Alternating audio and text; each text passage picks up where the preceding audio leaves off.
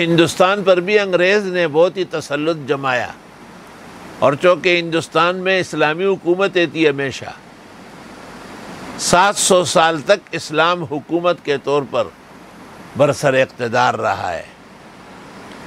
ایک ہندو شاعر کہتا ہے کہ تم 700 سال اپنی غلامی میں رہے ہو،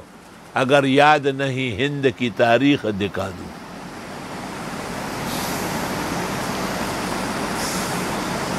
لیکن انگریز نے بڑی عیاری اور مکاری کے ساتھ مسلمانوں کی طاقت ختم کی اور ان کی زبون حالی بڑھائی، اور ان کو پائی پونے کا محتاج بنایا اور ان کو غلامیت پر مجبور کیا۔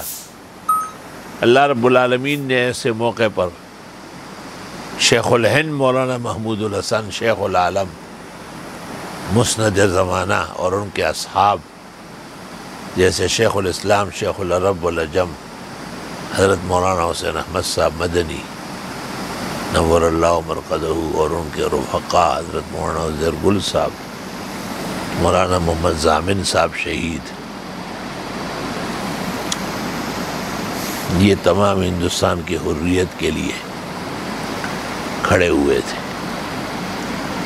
خدا نے ان کو بامراد فرمایا۔ حضرت شیخ الہند 1857 کی جنگ آزادی کے وقت غالباً 5-6 سال یا 7 سال ان کی عمر تھی،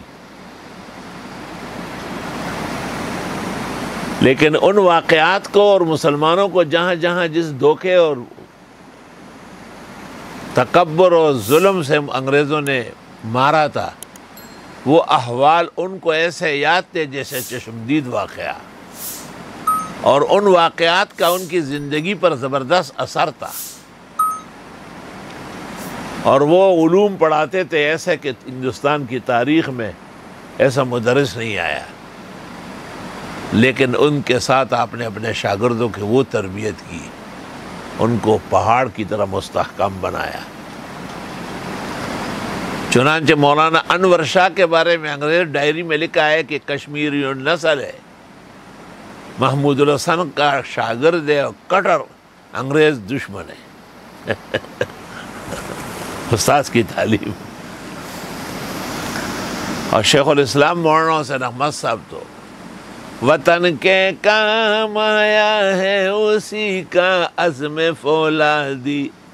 حسین احمد کے قدموں کا تصدق ہے یہ آزادی۔